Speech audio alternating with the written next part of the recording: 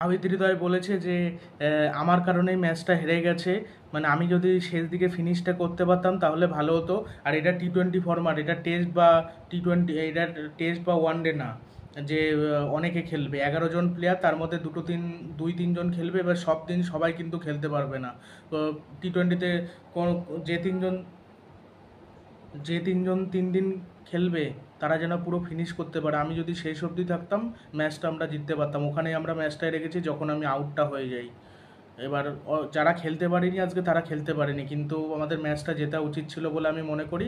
ঠিক আছে, এর থেকে আমরা অনেক কিছু শিখতে পারবো, আমরা ভুলগুলো শুধরে নিয়ে পরের ম্যাচে আবার ফিরে আসার চেষ্টা করব, এবং এর থেকে অনেক কিছু শেখা যায় এরকম। আর এটা ছিল অনেকটাই স্লো উইকেট। তাহিদ হৃদয় কিন্তু এইগুলোই বলেছেন, স্লো উইকেট বলেই খেলাটা একটু মুশকিল হয়ে গেছিলো। তবে আমরা যে চেষ্টা করিনি তা না, আমরা কিন্তু পুরোপুরি চেষ্টা করেছিলাম জেতানোর জন্য। বাট আউট টাইম ম্যাচের টার্নিং পয়েন্ট হয়ে গেছিলো।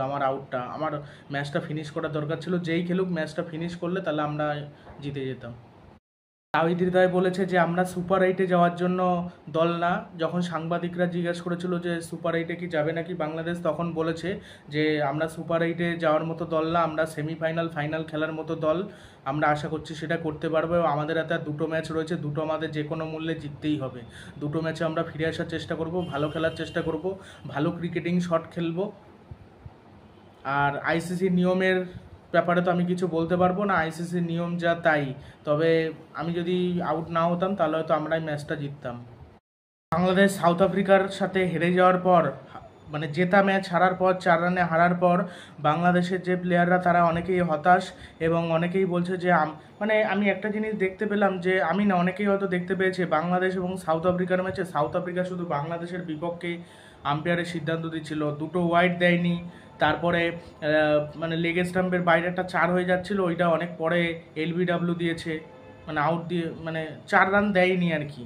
আর তারপরে তাওহিদ হৃদয়ের একটা আম্পায়ার্স কল, একটা বাজে সিদ্ধান্ত, ওই আম্পায়ার্স কলের ওই সিদ্ধান্ত তুলে দেওয়া উচিত। মানে একদম ওইখানে যদি তাওহিদ হৃদয় থাকতো আরামসে বাংলাদেশ ম্যাচটা জিতে যেত।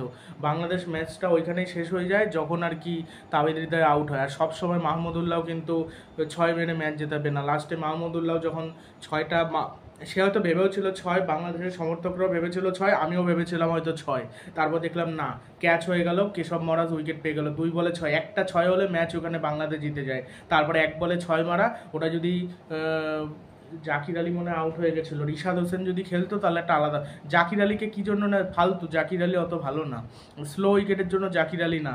তাওহিদ হৃদয় তাও স্লো উইকেটে পরিস্থিতি অনুযায়ী খেলেছে, আর ম্যাচটা হেরেছে ওই তাওহিদ হৃদয় আর প্রথমের দিকে প্লেয়ারদের দায়িত্ব না নেওয়ার জন্য। নাজমুল হোসেন শান্ত, তারপর এই যে লিটন দাস আর তানজিম হাসান তামিম, এই 3টে কবে খেলবে? আগে সৌম্য সরকার ছিল, সৌম্য সরকারকে বাদ দেওয়া হচ্ছে, 3জন রয়েছে, জঘন্য খেলা, মানে জাস্ট কিছু বলার নেই। এই জন্য ম্যাচ হেরে যাওয়ার পর তাওহিদ হৃদয় একটা দুর্ভাগ্যবশত কথা বলেছেন, মানে কষ্ট পেয়ে, যে এটা লেগ বাই 4 রান দেওয়া উচিত ছিল, আমাদের সত্যি কষ্ট হয়েছে, আমাদের 4 রান দরকার ছিল, এমনকি আম্পায়ার 2টি ওয়াইডও দেয়নি, আমার আউটটাও ছিল আম্পায়ার্স কল, এটা সত্যি হতাশাজনক। নাজমুল হোসেন শান্ত বলেছে আমাদের ম্যাচটি জেতা উচিত ছিল, এই পিচে অনেকটাই ব্যাটিং করা কঠিন ছিল, তবে আমাদের পুরো জেতা ম্যাচটা আমরা হেরেছি। মানে আম্পায়ারের সিদ্ধান্তের ওপর অনেকেই কিন্তু বলছে যে বলা উচিতই, কেন যখনই দেখতে পাচ্ছিলাম লেগ স্টাম্পের বাইরে চলে যাচ্ছে, একটা তো মিসিং লেগ ছিল, একবার তাওহিদ হৃদয় একবার মাহমুদুল্লাহ, প্রত্যেকের ক্ষেত্রে থেকে ভুল আম্পায়ার্স কল দিচ্ছিল। মানে আম্পায়ার্স কল মানে কি, মানে আম্পায়ার্স কল তো একটা দিয়েছে, মানে ভুল কল দিচ্ছিল আর কি, মিসিং লেগ, সেখানে দেখাচ্ছে আউট, মানে এটাই। এখন অনেকে বাংলাদেশ হেরে যাওয়ার পর ভারত থেকে অনেকে ট্রল করছে, এবার ভারতও যখন হেরে যায় তখনও বাংলাদেশ ট্রল করে, এই জন্য ট্রল হতে হচ্ছে, কিছু করার নেই।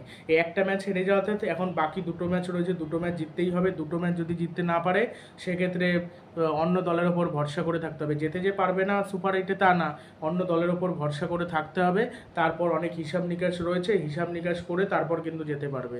আর সাকিব আল হাসান না পারছে ব্যাটে পারফরমেন্স করতে, না পারছে বলে, বলে তো 1 ওভার বল করলাম, তাকে বলও দেওয়া হয়নি। আর মাহমুদুল্লাহ কিন্তু রোজ ম্যাচ জিতাবে না, সে মেশিন না, সেও একটা মানুষ, এটা মাথায় রাখতে হবে।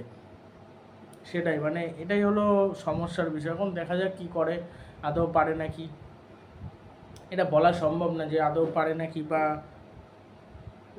এটা খারাপ ওইখানেই লাগছে, পুরো জেতা ম্যাচটা হারলো বাংলাদেশে, এত কম রান তাও করতে পারলো না। এরপরে যখন ওয়েস্ট ইন্ডিজের বিরুদ্ধে বড় রান হবে তখন হয়তো এর থেকে একটু পিচটা ভালো হবে, বাট তাও কি বাংলাদেশের খেলা পরিবর্তন হবে নাকি এরকমই বাজে থাকবে, সেটাই দেখার বিষয়। তার কারণ সেখানে হয়তো অন্যরকম হলেও হতে পারে, খেলাটা হয়তো অন্যরকম হলো। আর ফ্লোরিডাতে ঘানাতে এখানে কিন্তু স্লো উইকেট হয়, আবার ব্যাটিংও ভালো করা যায়। এবার বাংলাদেশ যখন বল করলো তখন হয়তো ব্যাটিং উইকেট থাকলো, তারপরে যখন বাংলাদেশ ব্যাট করতে গেল তখন হয়তো বোলিং উইকেট হয়ে গেল, তখন হয়তো প্রচণ্ড সুইং করলো, সেটা হতেই পারে। আর এদিকে গৌতম গম্ভীর বলেছে জাসপ্রীত বুমরা সব ফরম্যাটে বিশ্বের সেরা বোলার। সত্যি কথাই, বুমরা টেস্টেও নিজেকে প্রমাণ করেছে, ওয়ানডেতেও করেছে, টি-টোয়েন্টিতেও করেছে। এরকমই এক একজন বোলার দরকার। এই জাসপ্রীত বুমরার মতোই যদি 3-4টা আমাদের বোলার থাকতো, একটা বাঁহাতি পেসার, একটা এরকম, তাহলে আমরা মানে বিশ্বকাপ জিততে পারতাম। ওটাই আমাদের সমস্যা, জাসপ্রীত বুমরার মতনই বোলার লাগবে। বাংলাদেশেরও জাসপ্রীত বুমরার মতো বোধহয় বোলার নেই যে সব ফরম্যাটে এত ভালো খেলে। তাসকিন রয়েছে, বাট সব ফরম্যাটে কিন্তু সেইভাবে খেলে না। বুমরাই একমাত্র ভারতের বোলার যে সব ফরম্যাটে খেলে। সিরাজ এখন পায় সুযোগ, এখন টি-টোয়েন্টিতে সিরাজও বলতে গেলে সব ফরম্যাটে খেলে, বাট বুমরার মতো বোলার কেউ না। শামিও বোধহয় এত ভালো না, শামি ভালো বাট বুমরার লেভেলের না, বুমরাটা আলাদা লেভেলের বোলার। শামি ভালো বাট সব ফরম্যাটে সেইভাবে কিন্তু মানিয়ে নিতে। টি-টোয়েন্টি ক্রিকেটে আইপিএলে করেছে, বাট টি-টোয়েন্টি ক্রিকেটে সেরকম কিন্তু আহামরি পারফরমেন্স না। জাসপ্রীতের কিন্তু টি-টোয়েন্টি ক্রিকেটে ভালো পারফরমেন্স, আন্তর্জাতিক ক্রিকেটে।